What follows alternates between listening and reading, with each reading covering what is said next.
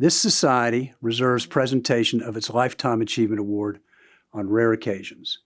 The significance of this award can be measured best by its prior recipients, such as the Honorable Reuban Askew, former governor of the state of Florida, Janet Reno, former Attorney General of the United States, and Sandy Dalembert, former president of the American Bar Association.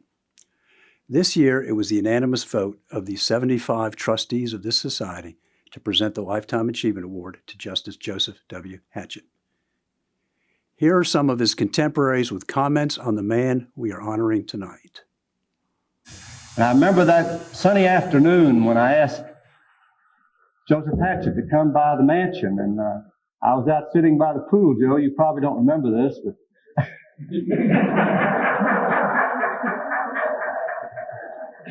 don't have a swimming pool now, Joe. But I remember that visit well, and I came away with such a feeling of satisfaction in being able to give him the opportunity to serve on the High Court, and this is a court of which I have tremendous respect. And I must say, again, that I commend this Historical Society for perpetuating this effort. So I was extremely pleased to be able to appoint Justice Hatchett. He served this court well. He's gone on and served in the federal judiciary with distinction. You've made us proud, as you've made all your family, your beautiful family, with you today. And we want to tell you that it's people such as you, Judge, that make the process work. Because if we lose sight of that which we talk about when we talk about trying to resolve differences among people, the compassion, the wisdom, the law that has to be considered, you lose so much of it. So many of those who served had that touch. You had it and you retain it. And so as one that would just happen to be at the right time, at the right place, Judge,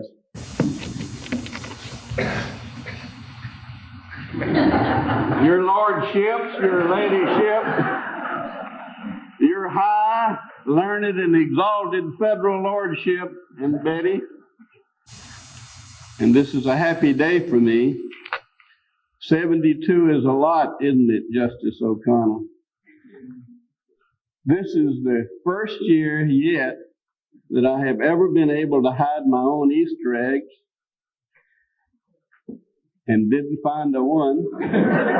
By my own personal standards, the still relatively young Joseph W. Hatchett is already a living legend in Florida law. Joe Hatchett is a person who lives and has lived by the ethical precepts which historically have guided the conduct of truly great judges and lawyers of our past and present, epitomizing by his professional conduct that which is very, very good about being a free American. Joe Hatchett, to me, exemplifies the best in an American judge, one who sometimes is lonely, but one who never shirks standing alone. I'm so happy to be participating in the program that's recognizing Joe Hatchett's lifetime achievements. And looking back at Joe Hatchett's life, you can certainly understand why he deserves a Lifetime Achievement Award. His life represents an amazing commitment to fight for justice and equality at a time when the battle for both was stacked against him. His life is an example of patience and perseverance and calmness, but in the face of daily bouts of injustice and unfairness. As early as grade school, I know that Joe was very keenly aware of the civil rights movement and the inequality of segregation. A civics teacher, I think, convinced him that if he was going to, in his words, help America become a better place, the law would be a changing agent. After serving in the Army in West Germany, he went to Howard Law School at a time when Thurgood Marshall, who was then general counsel to the NAACP, would come to Howard to practice his oral arguments. And he must have picked up some pointers because when he started to practice in Daytona Beach, he quickly became known to all of the city and county commissioners and all of the judges. Why? Because, again, in his words, I was bringing the kinds of suits that they had not seen before, and I was before the school board every week, up before the county commission every week, and up before federal judges regularly. Ultimately, Joe was appointed to the Court of Appeals for the Fifth Circuit, where, like Justice Marshall, he was able to work on the civil rights law that he knew so well, but of course from a very different perspective, thankfully for us. After the circuit was split and he became part of the new 11th Circuit, I was then able to serve with him on that court. There I knew him as a colleague and then as my chief judge. And beyond his legal ability and continuing bravery and persistence in the causes of justice, I found him inspirational as a leader. It is not news that organizing or trying to lead a group of judges is said to be like herding cats. Joe was a paragon of steadiness and calmness, no matter what difficulty arose in the circuit or in the court. His external gentleness and calmness is wrapped around a steel core of dedication to equality and justice. His contribution to both of those ideals in Florida and in this country throughout his life is immeasurable, and he totally deserves to be recognized for his achievements throughout his lifetime. Congratulations, Joe. I wish we could all be there in person to hug you while we say congratulations. Now, let us join Lifetime Achievement Award winner Jack Harkness, former executive director of the Florida Bar and my good friend, as he sits with Justice Hatchett in his home. Thank you, Hank, for the kind introduction. I really appreciate it. Before we present Justice Hatchett with his award, let me give you a few details of his background. He graduated from Florida A&M University in 1954. He served as a second lieutenant in the United States Army. He earned his law degree from Howard University School of Law and entered into private practice in Daytona Beach.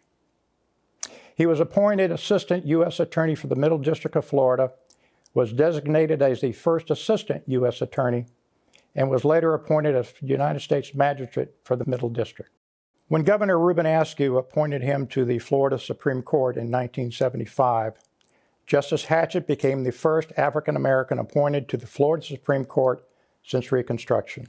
3 years later, President Jimmy Carter nominated him to serve on the U.S. Court of Appeals for the Fifth Circuit. In 1981, he continued his role on the U.S. Court of Appeals for the newly created 11th Circuit, where he served as chief judge from 1996 to 1999. After 3 decades of judicial service, he retired from the federal bench and went into private practice, joining the Ackerman Law Firm as a senior partner. After 20 years, he now enjoys the title of retired partner. Justice Hatchett, congratulations on the well-deserved honor of the Lifetime Achievement Award from the Historical Society. What would you like to say to the Historical Society and the Florida Bar members who are watching you via this live broadcast of a Supreme Court evening?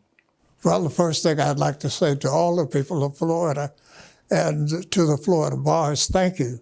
This is a substantial honor, and especially when it comes from having given public service. And so I'm very grateful for this award. Thank you. Well, as you know, it's a pleasure for me to be here, since at one time in my life I worked for you. You were one of the 7 bosses upstairs when I was downstairs. You were a great employee. Well, thank you very much. The theme of this year's A Supreme Court evening is professionalism and leadership. What characteristics do you feel it takes to be a leader, particularly in the legal profession? Honesty and truth are the hallmarks of good lawyers and good judges. But I also want to congratulate the people of Florida on having such a fine court system. I was in the court in the 1970s when cameras to courtrooms came into being. And before that time, people lost count of what happened in 1/3 of their government. That is, they didn't know what went on inside a courtroom. And the Florida Supreme Court led the way in making that popular throughout the country when other people said it would not work. Now every state about has adopted it. So I'm very proud that Florida led the way, and that was leadership in the legal profession. That certainly was a change in what was happening out there, and I'm glad too that Florida did it. All our states have followed us, and I think everybody in the country is better off for it. Well, to show you how important it was, in 2000 when we had a presidential case, the people of Florida were able to follow the case all the way through the Florida court system. But when the court case got to the federal court system, they lost count of what was going on in the case. And it was the most important case in our American history because it determined the president of the United States. And yet half the country could not see what was happening in their courts. That's absolutely right. That was an amazing time in our history.